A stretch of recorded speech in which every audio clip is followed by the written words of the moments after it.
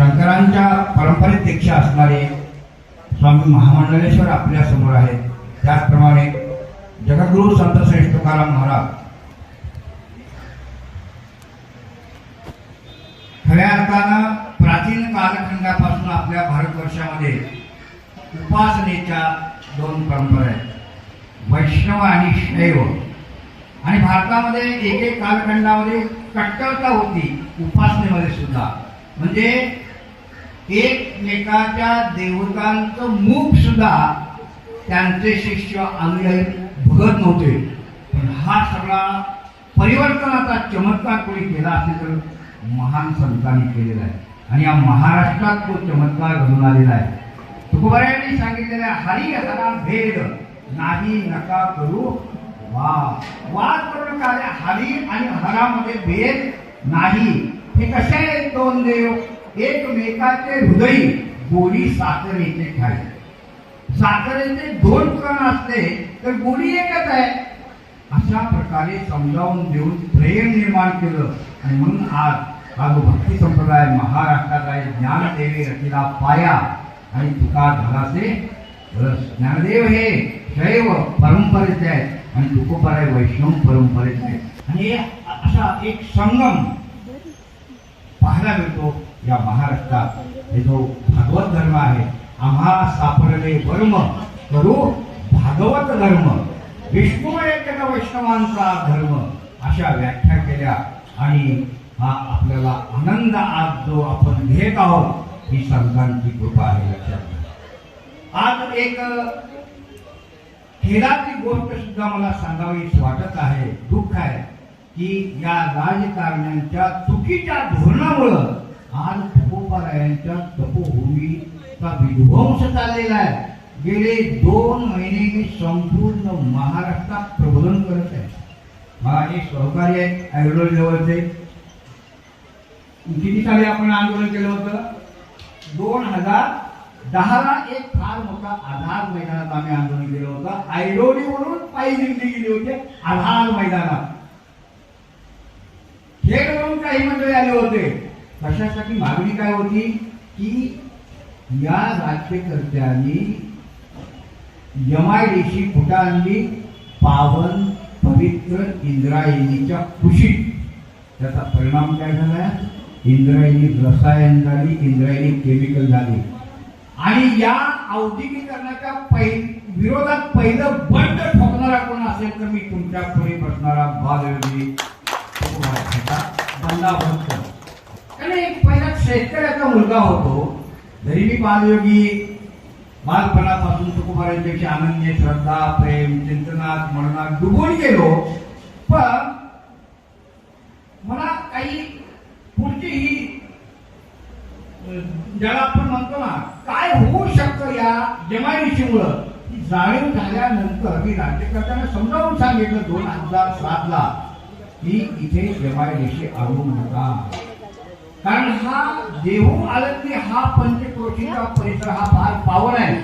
इंद्र येऊन या भूमीशी याग संपादिले अहर्निशी, इंद्रायणी इंदोरीशी पंचक्रोशीया पातळी. आणि त्या इंद्रायणीच्या काठी लागली समाधी ज्ञानेश्वरी. तिथे तुकोबारायांचा जन्म. असा सगळा हा पावन परिसर. आणि तो परिसर बाधित होऊ नये म्हणून मी MIDCला विरोध केला. पण राज्यकर्त्यांनी ऐकलं नाही. आणि 2007 नंतर यांचे उद्योग सुरू झाले, यांचे कारनामे म्हणून आपण त्याला सुरू झाले. आणि पहा तुम्ही जर या महाराष्ट्राच्या राजकारणाचा अभ्यास केला 2007 पासून यांच्या बुद्ध्या भ्रष्ट झालेल्या आहेत. बघा यांना ना तत्वनिष्ठ आहे ना यांना पक्षनिष्ठ आहे. खरं सांगा हा माझा शाप आहे. जोपर्यंत मी या संत भूमीला सुरक्षित करत नाही, पवित्र ठेवत नाही, तोपर्यंत तुमची बुद्धी भ्रष्ट राहणार, तुम्हाला विवेक कळणार नाही. आणि आपण संतांचा महाराष्ट्र म्हणतो, साधू संतांचा महाराष्ट्र म्हणतो. पवित्र ते कुल पावन तो देश हा पावन देश आहे, पवित्र कुळ आहे. म्हणून इतके महान भगवत जन्माला आले. संत माती आली गोरा कुंभार टोकराला भक्ता हा एकापेक्षा एक जनाबाई संत सखू. आणि अशा संतांच्या भूमीमध्ये तुम्हाला योगदान मिळत नाही, कुठलं औद्योगिकरण करावं हे धोरण घेतलेले आहे. यातूनही मला एक संदेश द्यायचा आहे, अजूनही या राज्यकर्त्यांना शहाणपण चुकावं. जसं स्वातंत्र्य कालखंडामध्ये उद्घोष होता क्रांतिकारकांचा, सरकारचं डोकं ठिकाणावर आहे का, परत आम्हाला साधू संतांना बोलायची वेळ आलेली आहे. काय तुमचं डोकं ठिकाणावर ठेवा. आणि हे जे डोंगर आहे तुकाराम महाराजांचे, तिन्ही डोंगरात तुकाराम महाराज साधनेला जात होते. भंडारा डोंगर, भामचंद्र डोंगर आणि घोराडेश्वर डोंगर. आणि ह्या साधना भूमी आहे, तपोभूमी आहे. आणि तपोभूमी आज तुम्ही उद्ध्वस्त करत असाल तर तुम्ही उद्ध्वस्त झाल्याशिवाय, राजकारणातून सुद्धा उद्ध्वस्त झाल्याशिवाय राहणार नाही. ह्या त्या तपोभूमीच्या योग्याचा शाप आहे, तुम्हाला लक्षात घ्या. काय तुम्हाला एवढं विवेक पाहिजे होता. आज तुम्ही भामचंद्र डोंगरावरती जाऊन बघितला तर भेढा टाकलेला या बिल्डरांनी, उत्खनन चालू आहे, एमआयडीसी पायथा तोडत आहे. अरे काय अपराध, किती अपराध करताय तुम्ही या संतभूमीत. एकीकडे तुम्ही हिंदू राष्ट्र घोषित करायला निघालेला या भारताला, आणि या भारतातला जगद्गुरु तुका अवतार नामयाचा संप्रदाय सकलांचा एकूण या अशा त्या तुकोबरायांच्या तपोभूमीला तुम्ही सुरुंग लावलेला आहे. अशाने हिंदू राष्ट्र होणार नाही. हे मला ठणकावून सांगण्याची वेळ आलेली आहे. राज्यकर्त्यांना अंतर्मुख व्हा. आम्हाला प्रार्थना मागायची परत वेळ आलेली आहे की जे खरांची व्यंकटी सांडू, दुष्ट मार्ग सोडून द्या. आणि हा जो भागवत धर्म आहे, वारकरी धर्म आहे, तो जगाला एकमेव चालणारा असा हा, याला पंथ आणि संप्रदाय हे नाव न शोभता धर्म हेच नाव शोभतं, असं जर कोणी उद्घोष केला असेल तर प्रज्ञा चक्षु गुलाबराव महाराज विदर्भीय संत होऊन गेले. त्यांनी सांगितलं याला धर्मपंथ म्हणूच नका, हा विश्व धर्म आहे. कारण सगळ्यांच्या उद्धाराची व्यवस्था आमच्या तुकोबांनी या धर्मात केलेली आहे. याने याने लहान थोर याती भलती नारी नर, करावा विचार न लगे चिंता कोणाची, असा समतावादी धर्म आहे.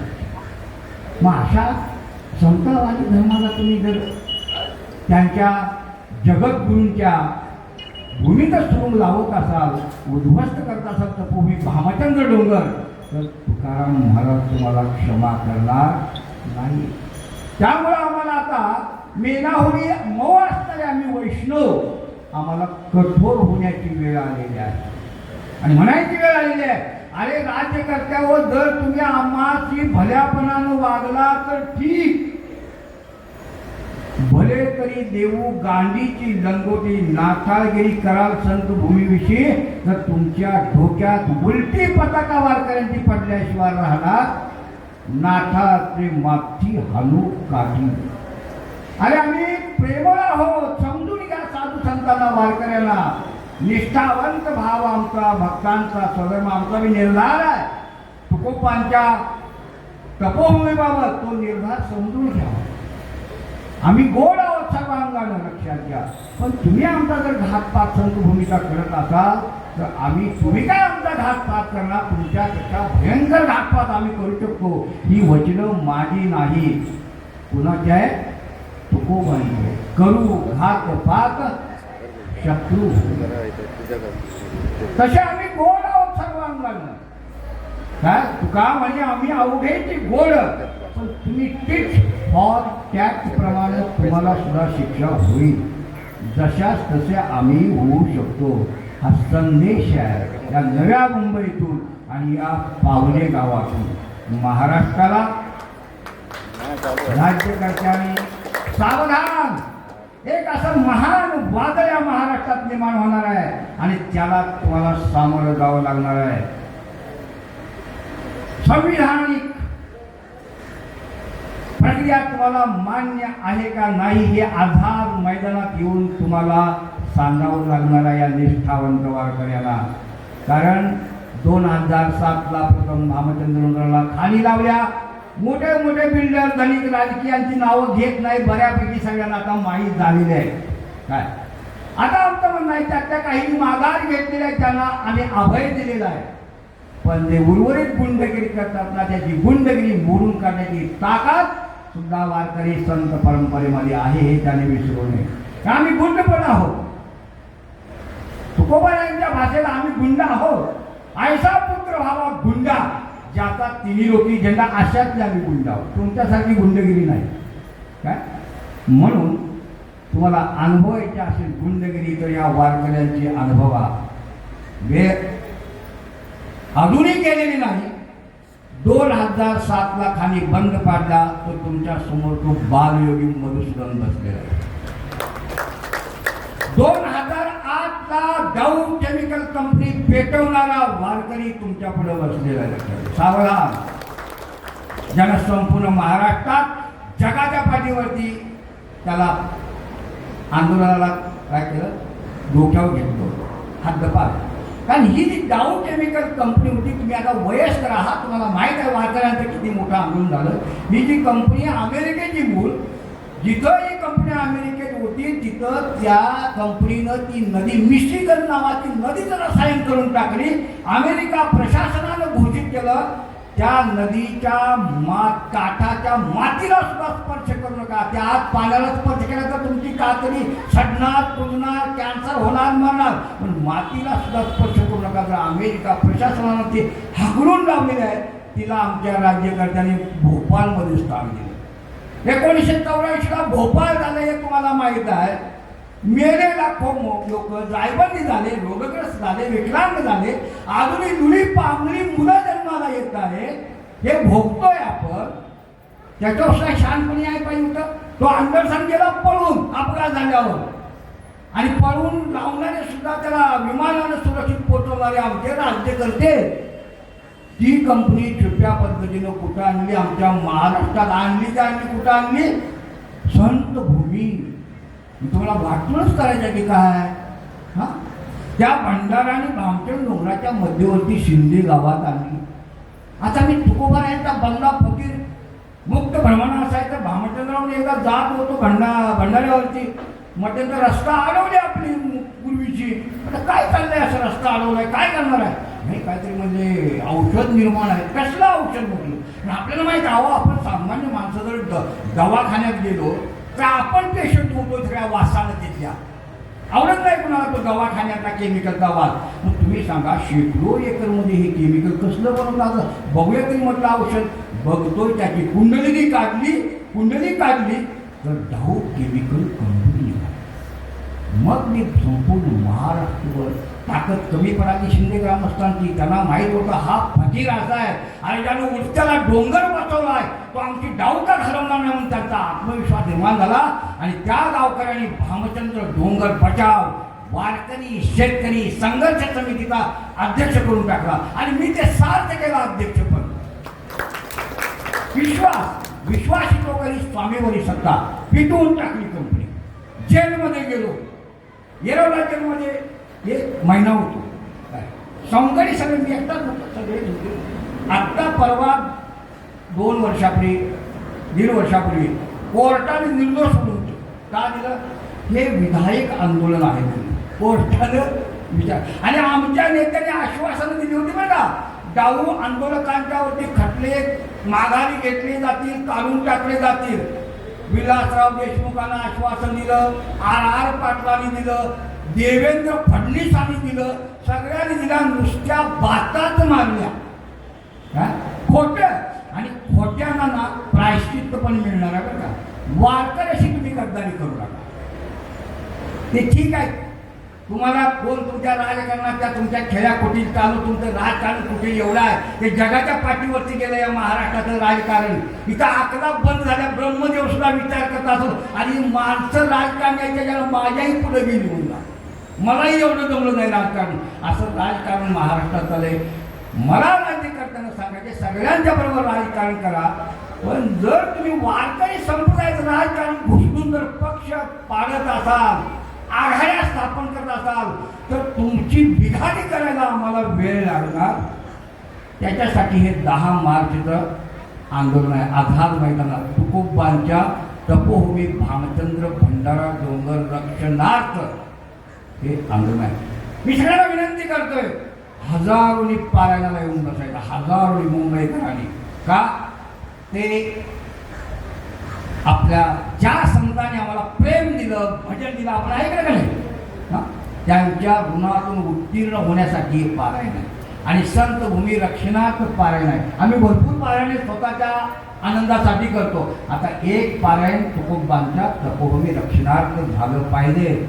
आणि मी अपेक्षा करणार आहे मुंबईकरांनी त्याच्यामध्ये, नवी मुंबई असेल, जुनी मुंबई असेल, सगळ्यांनी आत्मसमर्पणानं भाग घ्यायचा, तन धन मनानं भाग घ्यायचा. संतांनी सांगितलं नाही तरी काय, कुठे आम्ही जन्माला येतोय मरतोय कोल्या कुत्र्यासाठी, त्याच्यापेक्षा अमल होऊन मरू ना संतभूमीसाठी. नाही तरी काय, थोडी श्वान सुकरी बापुडी. आणि सत्ताधीशच्या जन्म, अरे सत्ता संपत्ती राहिलं ठाईचे ठाई, जिथल्या तिथं तुमची सत्ता आणि संपत्ती राहणार आहे. याची मर्यादा ओळखा, राजकारणानं तुम्ही ओळखा. आणि आपण सामान्याने हे आपण जीवन किती क्षणिक आहे, क्षणभंगूर नाही भरवसा. क्षणाक्षणाची करावा विचार, करावया पार, भवसिंधू असा सांगणारा तुकोबार आहे. सगळ्यांना जागत करत साधावीत जातो तुका. त्या तुकयाच्या भूमीसाठी आपण सर्वांनी समर्पक गोष्टीनं या आंदोलनात 10 मार्च 2026च्या आंदोलनात भाग घेणार आहे. तुमच्याकडे PDF येणार आहेत, पत्रकं येणार आहेत, मग सगळं येणार आहे. म्हणून जास्त बोलणं उचित नाही. आपलं लक्ष आहे संतभूमी आधार, आणि ह्या नतद्रष्ट भ्रष्ट राजकारण्याच्या तावडीतून आम्ही ती मुक्त करणार. हा संघर्ष 2007 पासून आम्ही मगाशी सांगितलं. डोंगराच्या प्रथम खाणी थांबवल्या, त्याच्यानंतर डाऊ पेटवली, त्याच्यानंतर मग ह्यांना काय वाटतं की वारकरी काय शांत करताय का, डाऊनं काय काय केलं माहिती आहे का, वारकऱ्यांना पालखी सोहळ्यामध्ये अब्जावधी कोट्यावधी रुपये वाटून, कपडे वाटा, छत्र्या वाटा, पिशव्या वाटा, सगळं वारकऱ्यांच्या म्हणजे महाराज लोकांना काय अधीन केलं. त्यांना म्हणजे तुम्ही हे शोभत नाही म्हणजे वारकरी संप्रदायाचं पेटवा पेटवे, शांती सेना स्थापन केली, असा प्रयत्न केला, सगळा हाणून पाडला माझ्या सहकार्याने. अरे तो साधू आहे, त्याच्याशी गद्दारी करू नका. म्हणजे तुकोबाला म्हणतात ना, मी नोहे साली कोष्टा मद नव्हे मद सवे नको चेष्टा. मी काय साली गोष्टी नाही, माझ्या सगळे चेष्टा करू नका.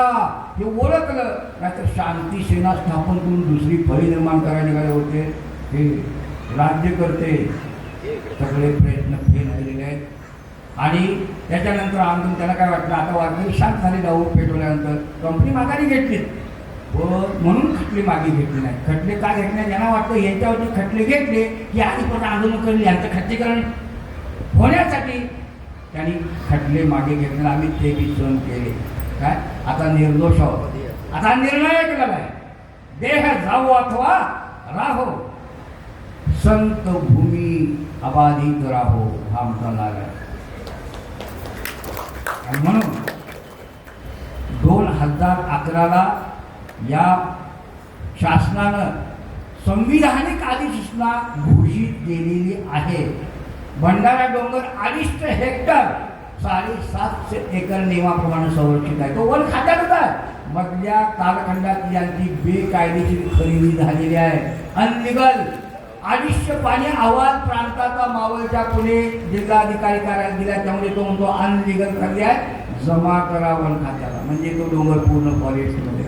आमचे गणेश नाईकांना इथून आम्हाला संदेश विनंती आहे, नाईकजी तुम्हाला अमर होण्याची संधी आम्ही वारकरी देतोय.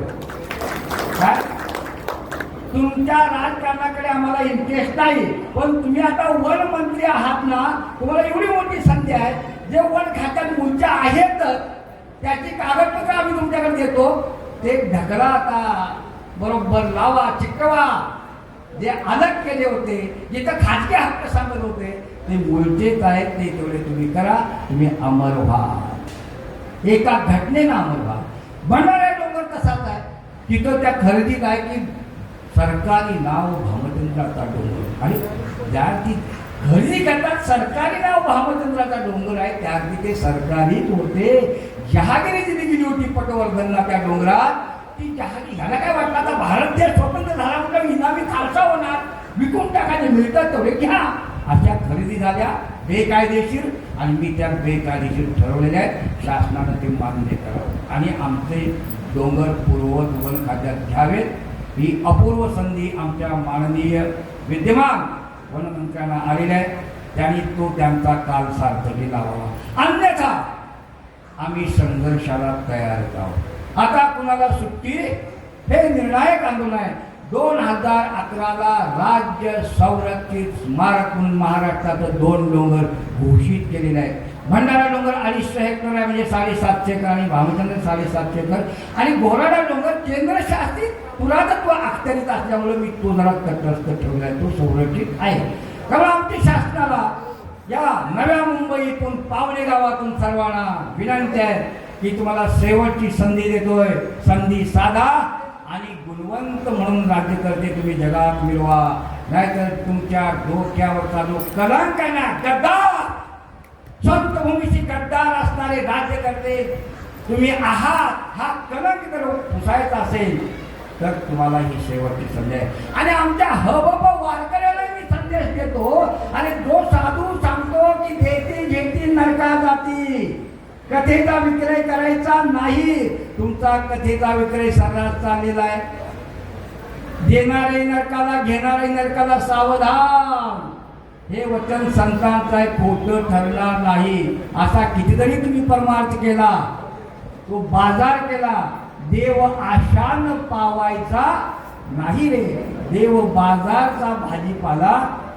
त्यामुळे सगळ्या अखिल महाराष्ट्रातल्या वारकऱ्यांना ते ह भ प कीर्तनकार आहेत, त्यांना सुद्धा माझा संदेश आहे, हे धंदे बंद करा आणि तुकोबांचं संविधान माना. हा भामचंद्र डोंगरातला अवलिया फकीर सांगतो तुम्हाला. तुम्ही बहकलेला आहात, वाहवत गेलेला आहे, अजूनही तुम्हाला पण संधी, आणि जर तुम्ही या आंदोलनात सक्रिय झाला नाही तर तुम्ही सुद्धा गद्दार ठराल. हेच का ते पायी तुकोबारायांचे, आणि त्यांनी तुकोबारायांच्या अभंगावरती महाराष्ट्राला लुटलं, आणि तुकोबारायांची तपोभूमी फुटत असताना, तुटत असताना गप का? गद्दार हे शिक्का असणार आहे.